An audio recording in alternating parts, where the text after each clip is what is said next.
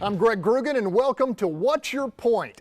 Our aim is to be Houston's most relevant, high-energy exchange of political opinion and insight. So far, it's working because our panelists call it like they see it. Let's meet them. Starting us off, conservative Bob Price, associate editor at Breitbart, Texas. Up next, attorney and feisty progressive commentator Nyanza Moore. In the three-hole, legendary investigative reporter turned media consultant Wayne Dolcefino. Batting cleanup, conservative blogger Kathleen McKinley, who we are happy to welcome back. Returning once again, Marcus Davis, radio host of Sunday Morning Live. And finally, well-known educator and Latino activist Tony Diaz. Let's rumble! Donald Trump is cruising into Cleveland with the nomination in the bag, but not without controversy. First, he walks back his "let's ban Muslims from entering the country" plan. Then he calls Hillary a nasty, mean enabler of Bill Clinton's womanizing, followed by the news his candidacy has sparked an explosion of Latino voter registration, a group where he has nearly a 90% disapproval rating. Panel, take your pick. What's your point? Well, there is a generation of people who don't know how Hillary enabled Bill Clinton and his sexual misconduct with women. So Trump bringing that up is going to be a good thing. How many wives for Trump? How many times are we going to go over something every time Trump says something crazy? He's going to say something crazy every week, and it's not going to matter, just like it didn't matter. Obama's past didn't matter. Obama became a celebrity during his candidacy. Trump has been a celebrity for 3 decades. It's a celebrity nation now. He's infamous, not famous, though. Infamous, not famous. Infamous, Tony, not what famous. about these Hispanic votes? I tell you what, everyone's been focusing on Bernie Sanders activating millennials, especially Latino millennials. Trump has enraged Latino elders, so much so that a lot of folks that have been permanent residents for generations just never took the last step, are taking that last step. They're getting registered to vote. They're going to go out and vote. And you know, if Latino elders from a household are going to vote, they're going to take all the kids with them. And here's the other thing. You mentioned that the disapproval rating is almost 90%. I'm stunned that there's still a 10% linos. And here's the word for the day, linos, Latinos in name only. Linos who support rhinos, because we know Trump's a Republican in name only as well. Well, speaking as the Italian American here, people want to work, they want jobs. This economy is horrible, and I don't care at the end of the day what flavor you are, where you came from. People want jobs, and they think Trump's going to give them jobs, and that's going to be the. But that's code word. Better now. Bob, I hate to break it to Tony, but unfortunately, the vast majority of Latinos, they're one of the most undervoting population groups in our country. Till now, till Trump we'll fired them. We'll see it. We'll see in November. But Hillary was not only an enabler of Bill Clinton, she was involved in the cover-up of women that were attacked by this man. That is sinful. Marcus. You talk about the economy and the jobs. It's a good thing that President Obama has been in place for the last 8 years to get us to the point where we are now. So thank you. And give him applause. The real controversy here is not necessarily with Donald Trump. It's about politics as usual. So Donald Trump is now backtracking on some of the things he said in the past in order to get in the good graces of the Republican establishment, the people that he said that he was not on the side of. In addition to that, he's now talking about I was a self-funded campaign. Now he's trying to go figure out how they're going to give him $8 billion or $20 gazillion. The same guy who said he wasn't going to be beholden to the super lobbyists and the PACs and all those people is the same guy that's now saying that that's who he wants to get money from. That's the disservice to the American people. Real quick, Tony. Let me give you a last number, 5%, okay? That's the number of Latinos that were on The Apprentice or Celebrity Apprentice. So if you think you're getting a job from Don, he didn't help us before he had a kiss up to us. He's not going to help us now. Okay, let's move on quickly. Bernie Sanders wins West Virginia. The pundits continue to say his supporters are just in the last 5 stages of grief. They are denial, anger, bargaining, depression, and acceptance. They're going to line up behind Hillary. What do you say, panel? Greg, listen, I am sick and tired of being sick and tired of these pundits talking about the degradation of democracy. Listen, there are millions of people who believe Bernie Sanders is the person to lead this nation, and for people to sit behind a desk with a pen and a pad and disgrace democracy this way for the sake of the party, bump the party. This is about people wanting their voice to be heard, so stop doing it. Wayno. The damn media. Let me tell you something. Tell them. When it was Cruz against Trump, it was always, oh, it's a contested convention. Maybe he'll catch up. Maybe it'll catch up. When it's Bernie against Hillary, they go, oh, well, Hillary's going to win. Bernie might as well just give up, go away. Let me tell you something. When you look at Ohio numbers and Hillary can't beat crazy Trump, as you might call him now, they're in trouble. They better go to the bench and get Bernie. You guys must have missed third grade math because all of the numbers show it's impossible for Bernie to win based on the numbers. He has to convert superdelegates. And then at the same time, maybe you all forgot, Hillary has many more millions votes than Bernie. So I don't know where your math is. I'm sorry. Maybe you need to go back to third grade, maybe fourth grade, maybe I'm looking for a leader that's ready to take on the impossible. That's the type of leader I'm looking for. That's an The impossibility. biggest math error here is the Democrats don't believe in one person, one vote. They have these super delegates that Nyanza just seems to love. But we don't need them anymore. We're winning. Well, you're not winning without them. And Hillary You're sent right. a message today that said they may lose all of the remaining primaries. So this race is not over. I'm sorry. Bernie has one foot in the grave. It's a wrap. Look, and for the pundits who continue to say this idea of he has zero chance, according to the rules, and we know we all love the rules, according to the rules, he still has the equal chance as Hillary Clinton. Well, what did you think about the Bernie voters in West Virginia? Half said they would vote for Trump if Hillary was the nominee. I don't like to talk about Donald Trump. Okay, hey, but speaking of Hillary, Michael Goodwin of the New York Post writes this on the Hillary fatigue factor.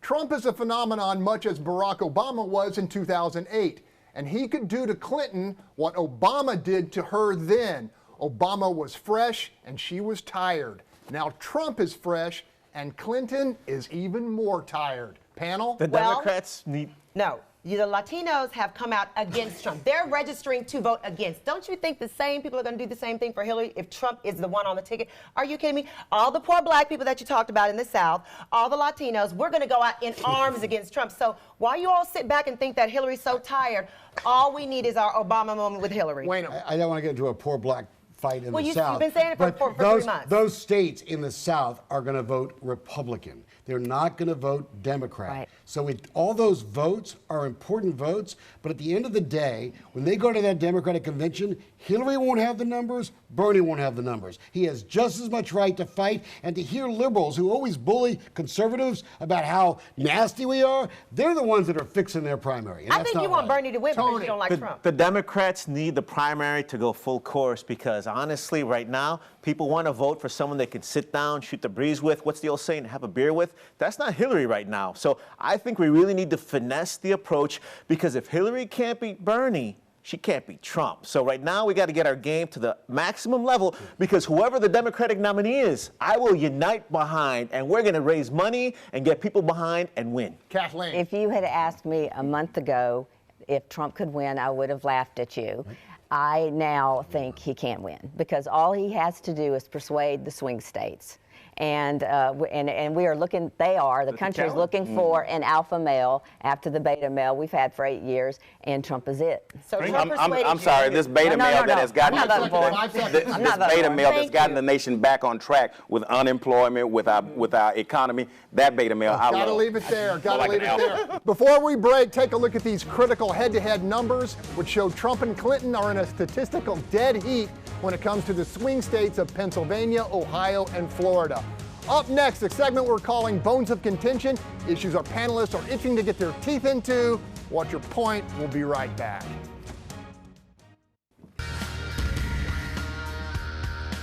Welcome back. Each week, a handful of red-hot issues emerge in our country and community, which enrage, inspire, and often divide us.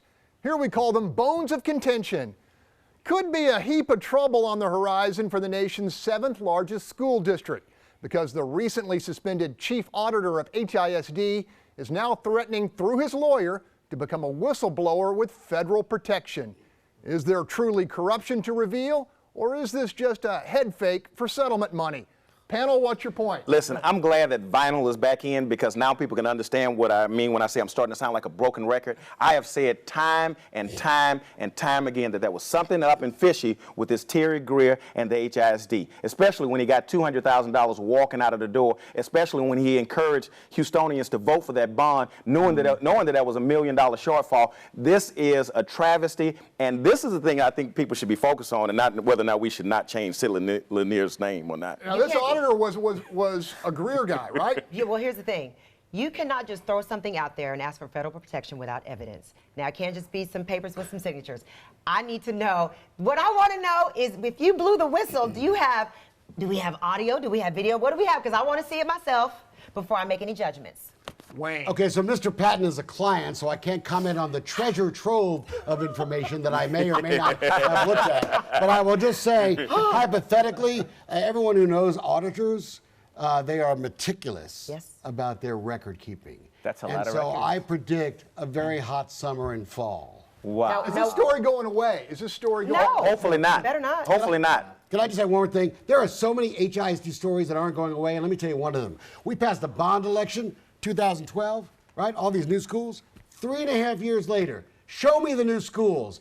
This place is so messed up, and you can blame Terry Greer, but I blame the board members and all their buddies and all their contracts and all the silliness. Bob. There couldn't possibly be anything wrong at HISD because all they've got time to do is change the names on the school. They're going to change Lanier Middle School to Lanier Middle School and spend $500,000 doing that. That was a wussy move. I'm sorry. I mean, I'm quoting the Chronicle. It was a wussy move. They were pacifying, unfortunately, the people of that neighborhood. Yes, I do believe the names need to be changed because it is disrespectful to the people that of color, my ancestors. But HISD this has been a long time coming, and I think it's time for what's it saying? The chickens have come home to roost. Well, hold on. Wayne said he got the chance to look. Now, No, he said he may or may not. You picking on me. I'm interested because I believe that this new school board, they have not always been here. There are other ones that put these rules into effect prior to them. So I would be interested to see how far back does this go? How far back will this whistleblowing go? Let me tell you something. Pay attention to the bond disclosures. You know, when government entities sell bonds, they got to tell the people that they're going to buy the bonds what's been going on.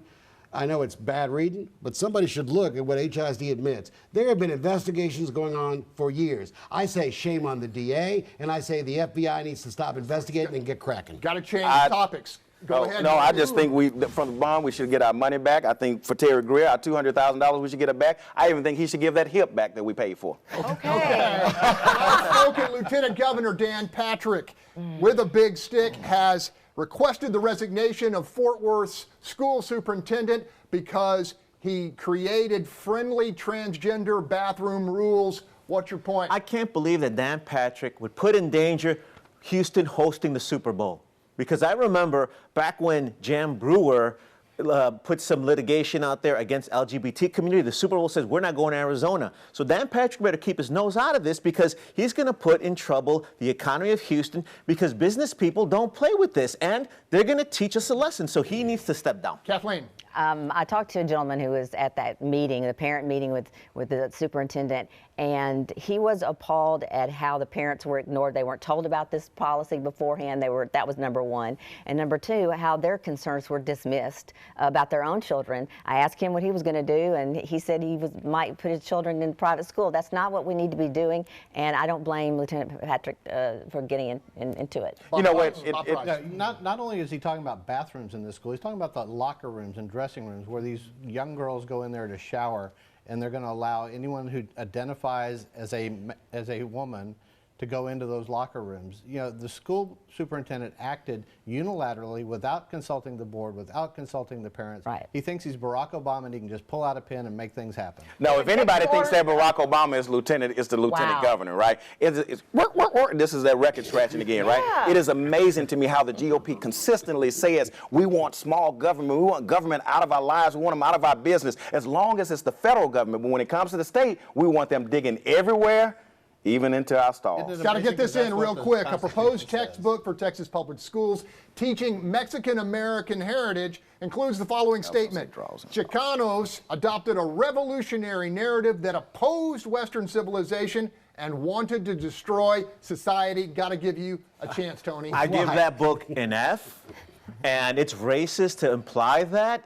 What's worse, too, is that the Texas State Board of Education needs to get that book off the list of possible books because it would teach people poor history. I looked at that book. It looks like someone slapped it together to try and make some money. It doesn't talk about the indigenous contributions to Mexican American history. If you don't know that the indigenous history that led up to the name of Texas, you can't even study it. So that book needs to go. 5 seconds. You know, this has been going on ever since I watched television. They tried to convince me that the Indians had done something detrimental and they deserved to be shot Native by the Cowboys. So it is time for us to stop trying to erase history, remake history. Let's tell the truth, even in our shortcomings. Got to leave it there. When we come back, our soundbite of the week.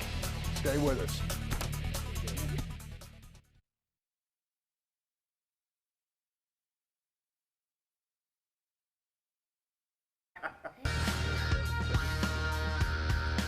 Welcome back to What's Your Point? In America, where we practice free speech and are equipped to capture it on camera, rarely do we wait long for someone to unleash words that ignite outrage or inspiration. Here on What's Your Point, we searched the nation for a unique political perspective and discovered Ken Smuckler, who this week chimes in on Hillary Clinton's stinging loss in the West Virginia primary. Just months after Hillary in Ohio put these words into the following sentence: "We're going to kill coal mining jobs and coal mining companies." Holy Ted Cruz New York values moment. Hillary goes into a rally and the coal miners were ready for her. I mean, they didn't just want to put coal in her stocking. They wanted to put coal in Hillary's stocking and beat her upside the head with it. What the smuck? What do you guys think? They should have taken a swing, because you know what? I don't know what the heck is wrong with Hillary. I mean, maybe she's having a Trump moment. Maybe she's having an elderly moment, but she was not thinking clearly, because when I saw that, I wanted to text Loretta Lynn. I have an answer. Hillary is fake and doesn't really care about those regular folk, because she gets rich giving speeches to Wall Street guys because her husband is a big famous guy. Go ahead, Tony. She needs schmuck on her team to sit down with her, set her straight, and give her some comebacks against this bigger race coming up against Trump. Because if she can't handle this right now, it's going to get ugly with Trump. Oh. So look, the same person that advised her on this is the same person that advised her on the joke with the mayor in New York about CP time, right? Just bad advice or lack thereof. But this is atypical of Hillary Clinton and other politicians as well. Say what you got to say in this room and change it when you get to the next room. Bob Price. Well, apparently she took a lesson from Ted Cruz in Iowa, where he said he would end corn subsidies, but it worked for Cruz in Iowa. He won Iowa, and it did not work for her in West Virginia. Cruz is at home. Kathleen, you got to tell us that. Hillary knew what was going to happen. Yeah, you know, it's surprising. I remember, you know, all these years of Hillary that we have been through. One thing that always impressed me about her was how articulate she was, and she never made a mistake. She never paused. She was just perfect at that. So what you were saying earlier about her being tired, I think that it's tired Hillary. Let me tell you something real quick. Difference between Cruz in Iowa, he was telling the truth. Hillary was telling the truth the first time. The problem is she tried to come back and say that she didn't really mean it. That's what did it. Got to leave it there. When we come back, perhaps our most valuable service is our panelists answer the question, what did we miss? Stick around.